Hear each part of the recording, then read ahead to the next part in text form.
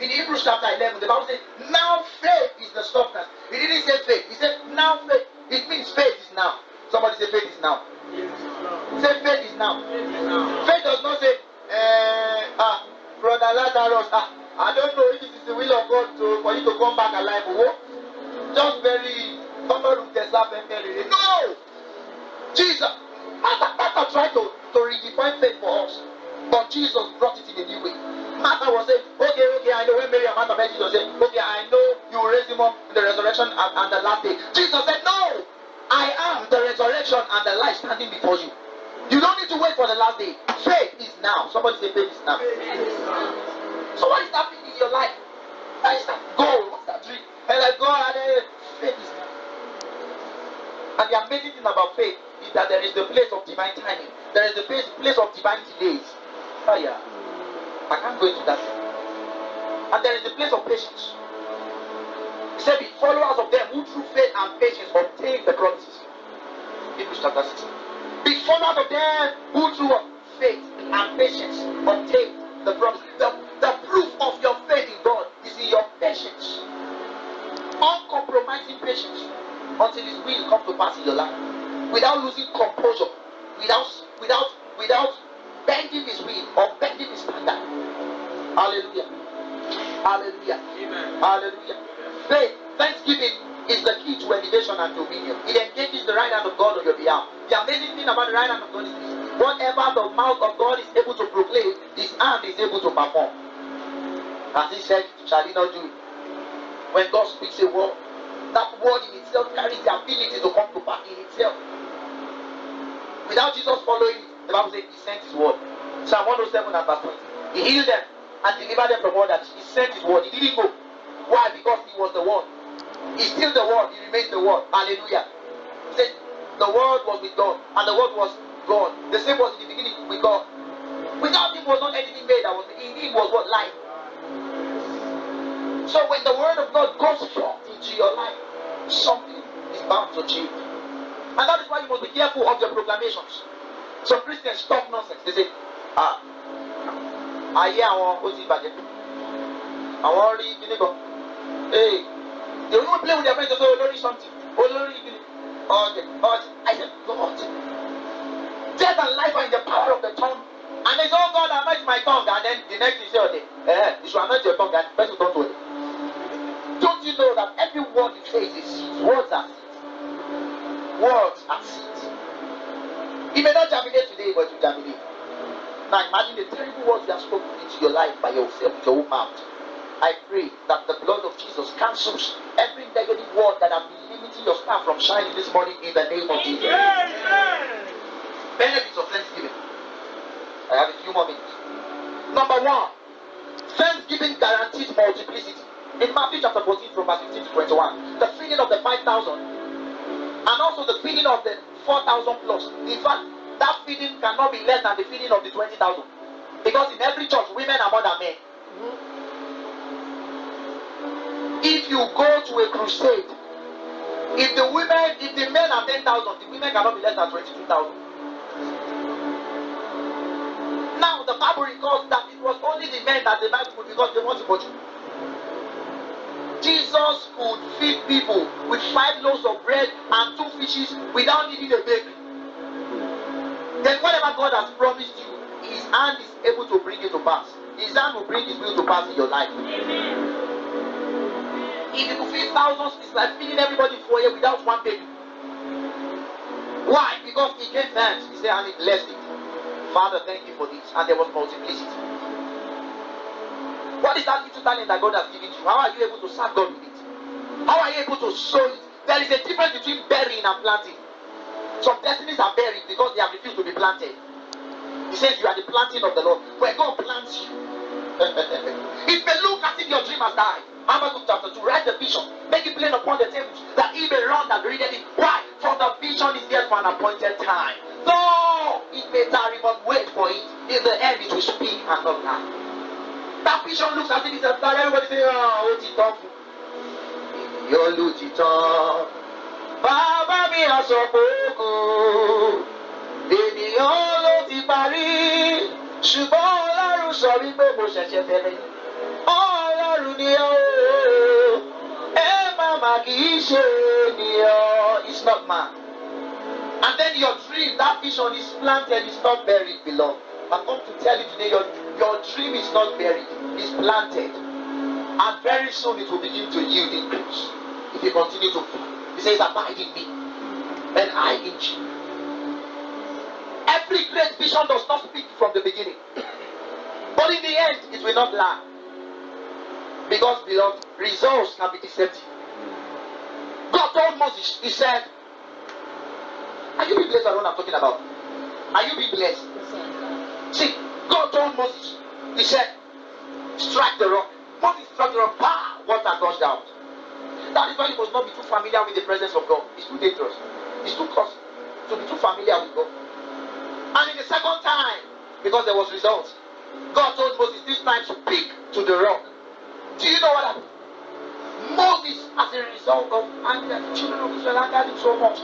That is why you must never make your leaders angry. When you offend spiritual authority, it's dangerous. You say, I'm trying to test it. You are trying to test your leader. Are you the one God called to test? He's accountable to God, not you. And then he was angry, he said, must we bring water? God said, we. When did he become we? All the things that God has been doing in your life and in my life, it has never been one bit of your contribution. It has been God and God alone.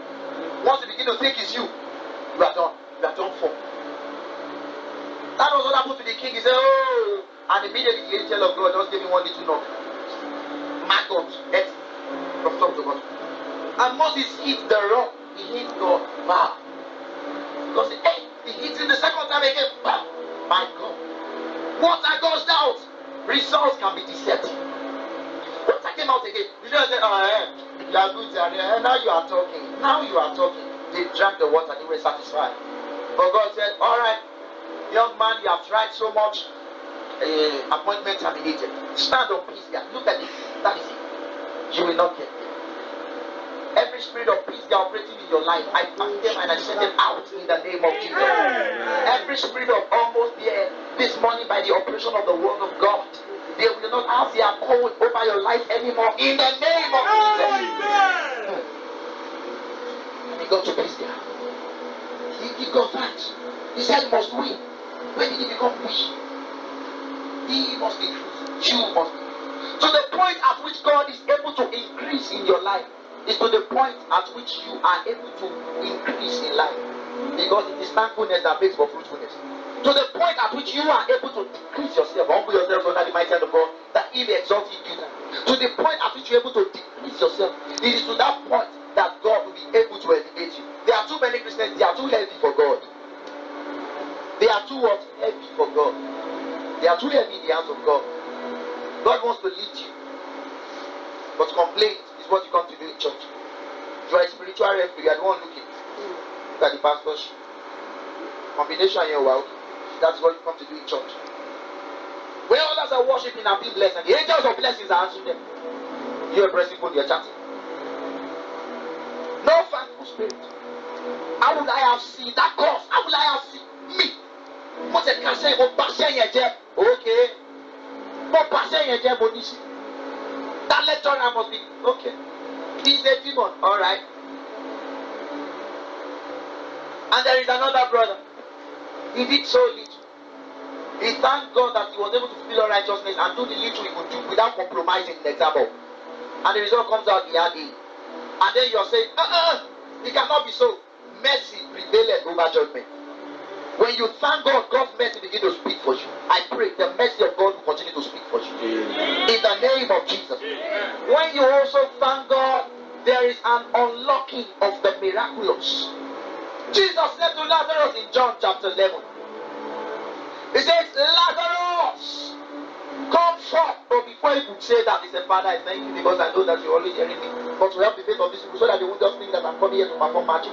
Thank you. And he said, Lazarus was not dead for 1 day or 2 days. He was speaking by that time. They said, loose him. Remove the grave clothes. Lazarus, come forth. Every grave cloth upon your destiny. Every grave cloth upon your stand. Upon your walk with God. Upon anything that has to do with your life. I decree today. They have fire in the name of Jesus. Amen. You are loosed. You are loosed. You are loosed from every form of captivity. In the name of Jesus. Thank you, Jesus. When you thank God, there is a release of angelic assistance. Hebrews chapter 1 and verse 14. And then of ministry spirit, those who are sent to be heirs to them that those who are sent to minister to them that shall be heirs of salvation. Hebrews chapter 1 and verse 14. Angelic assistance. Abraham saw the angels, 3 men. He did something. He tried to hospitality. Don't forget the law of hospitality. There's some of you here, you are so spiritual or religious in quote. You're not hospitable. That little you have with you is enough to bless lives. If God could multiply 2 fishes and 5 loaves of bread, a few thousands, how much more that little that you have with you? Praise God. Praise God. Praise God. If you are waiting to have all the money in the world to do something for God, I'm telling you, you will never have it, because even if you have all the money you think you need, you will still always want more, because the needs of man are what? They are insatiable. Praise God. Angels are released to assist you. Angelic assistance. Angelic assistance. Praise God. When you thank God, the storms of your life are still. Mark chapter 4 and verse 39. There was raging storm. See, the duty of the storm is to rage. And the work of God is to still the storm. Very simple. Leave the storm, let it rage. It's not your business. You are not to focus on the storm. The disciples, they focus on the storm, rather than focusing on him who calms the storm. Looking unto Jesus. Looking, ing, continuous present tense. Looking unto Jesus, the author and the finisher. God will never be the Omega of what is not the Alpha. Of our faith, who for the joy that was set before endured the cross, despising the shame, and is set down at the right hand of God, not right hand side. Right hand of God, the place of power, elevation, authority, dominion, might, wisdom, grace, and truth. Amen. Do you understand this?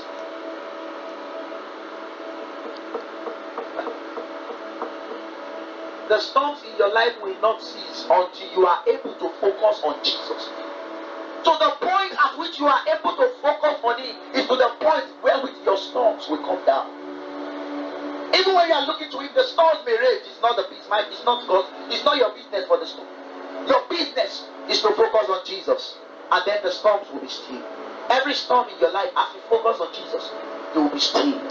Jesus came out and said he was enjoying a first class trip, and he said, that you people, why are you disturbing me? Okay, please be still. He spoke. Even the sea heard his voice. Why? Because the earth is the Lord, and his fullness thereof, the world and they that dwell therein. The earth is the Lord's. It's a revelation on its own. The Lord has to do with the one who is the head of all principality and power. Of Osho, Okwaje, and the demons, wizards, principalities and powers, they are even subject to God. In Colossians 2 and Colossians 3, he said, who has delivered us out of the power of darkness and has translated us into the kingdom of his dear Son. In Christ you are delivered from the curse of the law, from the law of sin and death, from demons, demonic oppressions. You are delivered. If you find time out to discover who you are in Christ, you will overflow with thanksgiving. If you are able to. Some people say, well, we want our worship life in church to increase, so let's go and gather all the new songs. No! You'll be tired by doing that. If you want the church to overflow with thanksgiving, what you should do is simple. Show them Christ. Teach them from the book of Romans and Ephesians. Teach them from the word of God. Let them see the Old Testament is written to the believers. The New Testament is for us to learn. It's for us to walk in the ways of God. It's for us to live the life that God has actually called us to live. These letters are written to you. Until you know who you are, you'll be cheated. You will enjoy second best. You will say, now you will be giving testimony for second best, whereas there is God's best for your life. Father, I thank you. And there is another best. God is saying, oh, it's a good one, but there is something bigger. So you settle for God's less instead of going for God's best when you don't know who you are. I pray, it's my prayer for you today that the revelation of Christ will dawn upon your spirit. So much so that it will begin to translate from the inside out. I told people, I said, see, you don't become holy before you receive the Holy Spirit. If you became holy before you were able to receive the Holy Spirit, there is no need for the Holy Spirit. It is the Holy Spirit that comes. When He comes in you, He is able to make you live the holy life from the inside out. You don't struggle to live the holy life. Hallelujah. Hallelujah.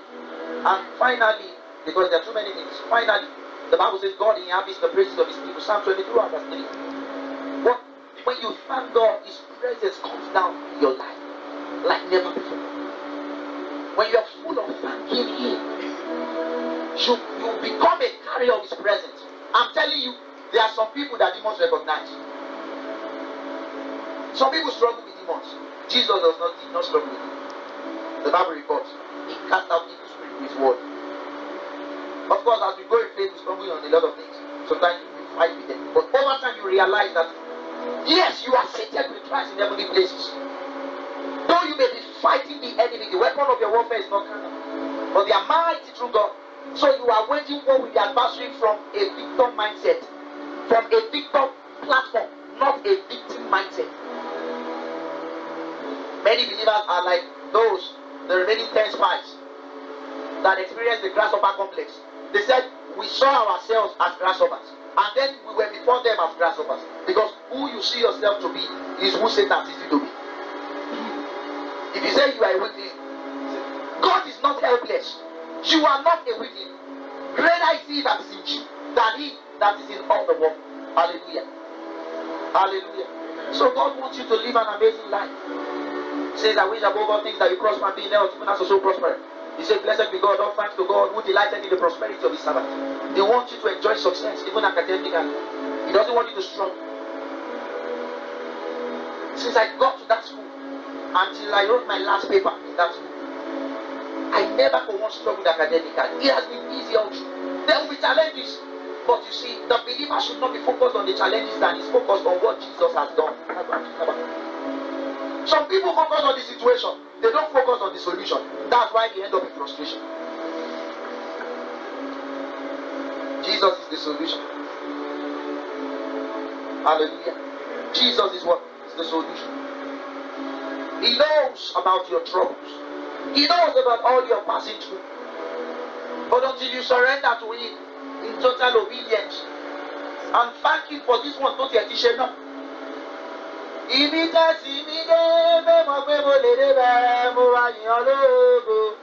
See, thank Him. See, you may not be where you want to be, but thank God you were not where you used to be.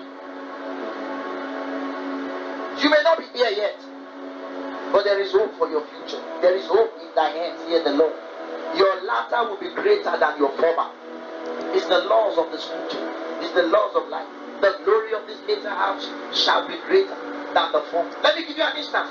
When we were doing the groundbreaking breaking of this place, there was a rock, particular rock we removed here. Pastor, do you remember when we removed one big rock? We were eating the thing. Many rocks. We were eating. Pastor was eating. You know me, I'm not a very powerful person, but I did a different. Praise the Lord. We were hitting those rocks.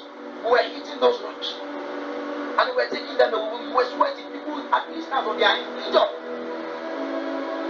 But you see the glory of the later. Then there was no even Paco. Until they had to teleport Paco. They didn't transport Paco. They teleported Paco. Praise the Lord. And look at what God is doing today. And imagine 5 years time. Look at what God has done. The glory of the later shall be greater than. Somebody sing this song. My ladder will be greater. My ladder will be greater. My ladder will be greater than my past. Sing, my ladder will be greater. My ladder will be greater. Oh, my ladder will be greater. Oh, my ladder will be greater than my past. Say, your ladder will be greater. My ladder will be greater. Oh, my ladder will be greater. Your ladder will be greater. Your ladder will be greater. What's your name? Look in your eye. Say, your ladder will be greater. Your ladder will be greater. Look into the person's eyes. Your ladder will be greater. Brother Gerald, your ladder will be greater. And for David, your ladder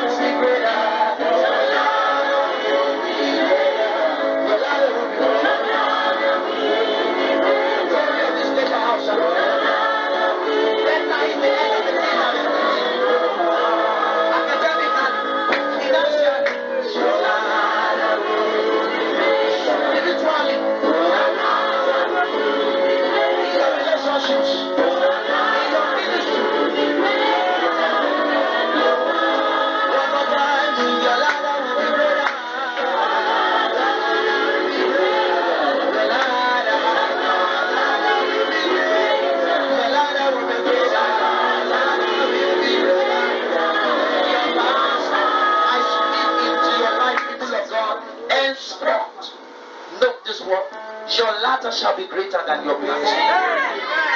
This is the reason why I say this. The Bible says the path of the just. And the Bible says you are justified by faith in Christ. Because it says the just shall have to live by faith. It says the path of the justified in Christ is always better. It shines more and more. It's like the shining light that shines more and more unto the perfect day. Know that in your life things will only get better. Things can get worse. You move upward and forward. You move upward and forward. No more downwardness, no more backwardness, no more limitation. Because in Christ, every limitation becomes opportunity for celebration. God translates your triumphs into triumphs. And says thanks to God who always causes us to triumph in Christ. I want to pray with you, everybody. Just close your eyes wherever you are. If there is somebody who has no relationship with Jesus, you're not born again. I tell you, Jesus came because of you. When he was dying on the cross, he remembered you, he thought about you. He prayed for you in John 17. He wants you to come back home. You are created to serve and worship God. He came for a relationship. Christianity is a relationship with God. A living relationship with God. You are here, you want to say, my life will be greater than my past. And I want a relationship with God. I want to live for him. I want to serve him with all my life. I want to overflow with thanksgiving. Wherever you are, lift your hand above your head and talk to him. Say, Father, I come to you today. Have mercy on me. I confess you as Lord and Savior. And you are here too, you in your walk with God, you know that things are not going on well. You know that you are struggling. You know that it's not going the way you ought to go. You are falling in sin and rising. You know that you are struggling to live the holy life. The holy life that Jesus died for. You want to try by all means to do it with your power. And you have tried many times. You thought you won 1 week. And then you fail the next morning. Wherever you are, lift your hand above your head. You want to rededicate your life to Jesus even as you go home. You want to say, Jesus, now I want you to be both Lord and Savior in my life. Don't be shy. You could be a worker. It doesn't matter. Christianity is not about the titles. Spiritual maturity is not about title. Just talk to him wherever you are. He gave his life for you before you could even think of loving him. He gave his life before you thought about it. He thought about you before you were born. He came because of you and you and you and you alone. He came to show his love. Jesus came to the world to show his love. Because the greatest power in the world is revealed in the love of God. That place wherever you are with your hand above your head, talk to him. Say, Father Jesus, have mercy on me. Just talk to him. Respond to God. Express your mind to him this morning. Say, dear Jesus, and now I have decided by your grace, not by my works, not to look at me, what have I done and what I'm not doing. But I've come to see what you have done on the cross for me. I've come to see what you still do at the right hand of God for me. I've come to choose henceforth to live my life for you. By the work of your Holy Spirit from my inside. Thank you, Holy Spirit. If you raised up your hand, can you come forward? The Holy Spirit asked me to lay hands on those people whose hands are lifted. Just come forward. Thank you, Jesus. You have struggled to live for God. Doesn't matter who you are. You have struggled to live for God. But now you have realized that the revelation you need is the revelation of what Jesus has done and not what you are doing and what you're not doing. You have seen that living for God is not about rules, even though it's important. Even though it's important for there to be guidelines and orderliness. But you have seen that the real life is not in the rules, but in the relationship. Father, thank you for this one. Bless the Lord, oh my soul. Oh, my soul, worship His holy name. Sing like never before. Oh, my soul, worship His holy name. Father, grant grace to your people. Grant grace, strengthen us. The power of your Spirit, help them to live for you. In the name of Jesus, help them to live for you. We bow down on the inside, oh, we bow down on the outside, Yahweh. We bow down on the inside, oh, we bow down on the outside, Yahweh. You are blessed.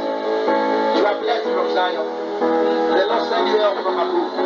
The Lord strengthen you with might and spirit in the inner man. Henceforth you will live for Him. You don't need to cry. Henceforth you will live for Him. Henceforth you will struggle anymore to serve Him. I know you are tired of sin, but Jesus has taken it away. Before God you are blameless. Before God you are pure. In that which Christ has come to do for you. I want you to know that He loves you. He loves you. He gives Himself for you. He loves you. All you need to do is reciprocate that love. You need to just respond to that love. Embrace the love. It's not about all that you are doing wrong. It's about the thing that Jesus did right on the cross of power. It is wrong. Your dream will come to pass. His name will be glorified in your life. In Jesus' name. Hallelujah. You can go back. Glory to God. Thank you, Father, Lord. We give you praise for everyone. Everybody lift up your hands.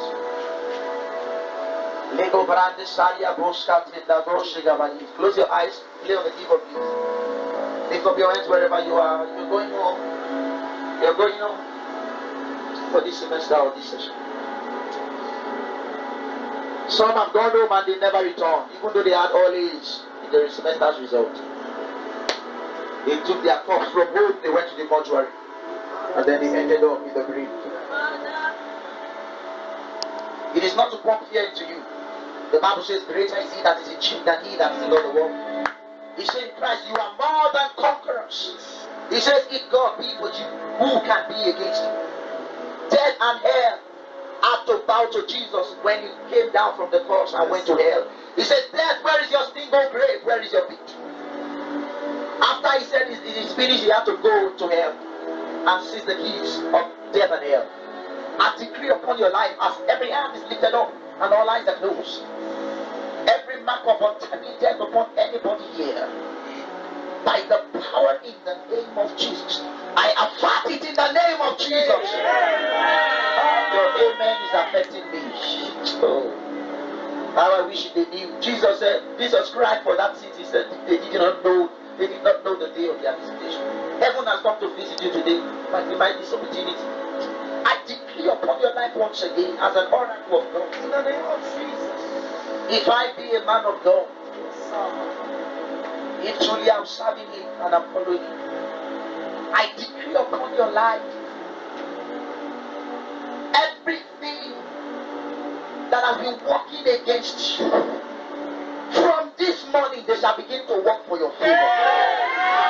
In the name of Jesus, I decree upon that lady's life, you're going through turbulence in your life. Nothing is working out, nothing. In fact, you've been reading for exam, it's not been entering your head.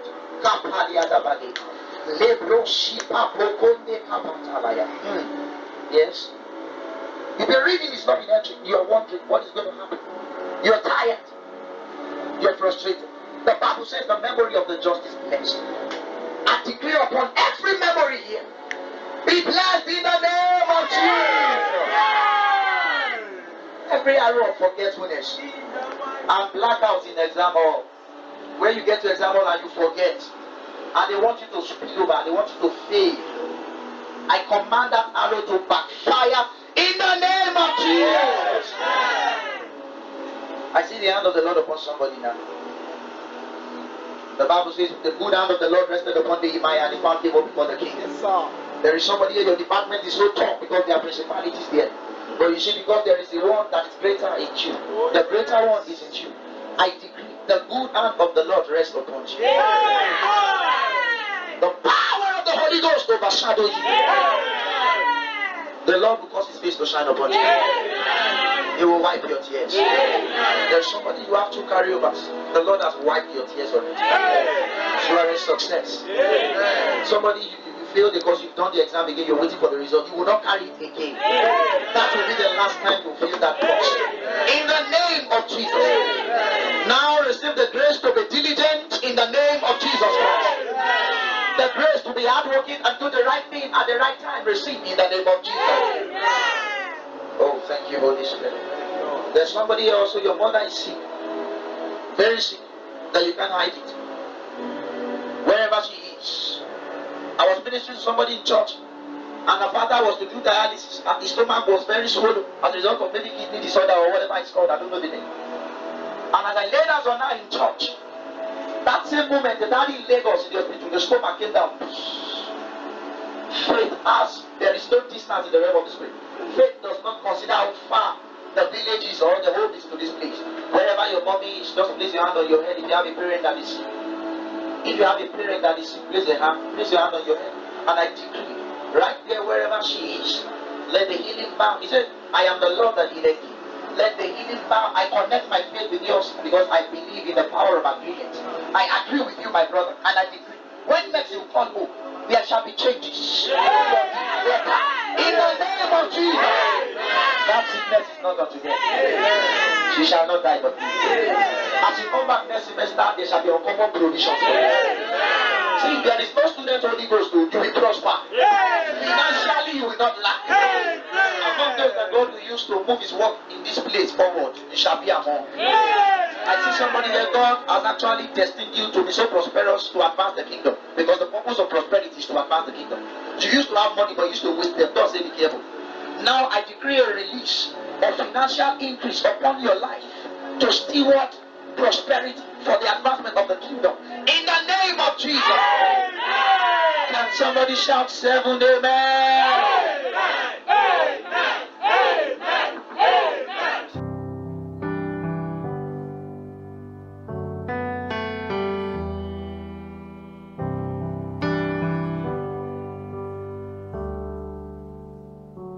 Bless the Lord.